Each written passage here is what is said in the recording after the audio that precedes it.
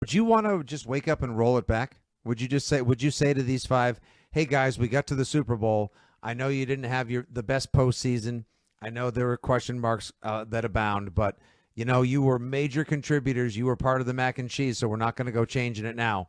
And then have Will Campbell go work with Teron Armstead and have Jared Wilson get out of his center's mindset and really turn into a guard? Do you run it back with, diet Ryan Wendell in the form of Garrett Bradbury, who's going to be a year older? More, Mike Onwenu, can you keep him in good shape and try to reduce that cap hit?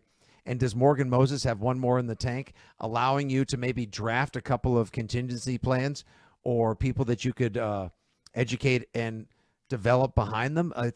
That's a risky proposition because the line was just plain not good enough for the majority of the postseason, and ultimately when it counted most on Sunday. Yeah, it was proven time and again, and we were able to ignore the performance against Myles Garrett, for example, because Cleveland's so bad, you beat the brakes off of him. It didn't really matter that he had whatever it was, 5 sacks or whatever he recorded in that game. We were kind of able to ignore Max Crosby and the Raiders' pass rush, but there were still so many issues around the group at that point that it didn't loom large as the only issue we were focusing on.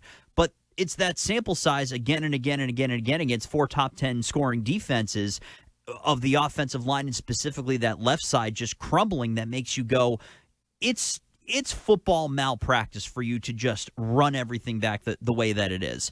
I don't think that it should be a given that Jared Wilson is a starter on this offensive line next season based on the way that he played. You spent the kind of draft capital on Will Campbell where he does have to play somewhere, but he should not go into training camp with his spot on the offensive line set in stone. Bradbury had a good year. He's got one more year left. I'm fine with him. Onwenu had a pretty no news is good news kind of year. I'm fine with him. And I do not know what Morgan Moses has left in the tank. So I'm good with your center. I'm good with your right guard. Would love a contract adjusted, but I'm good with where it sits right now. So that leaves me with 3 questions. That leaves me with 3 guys that you need to solve in an off-season's time, and I think it's an atrocity if you run it back the way it is, quite frankly.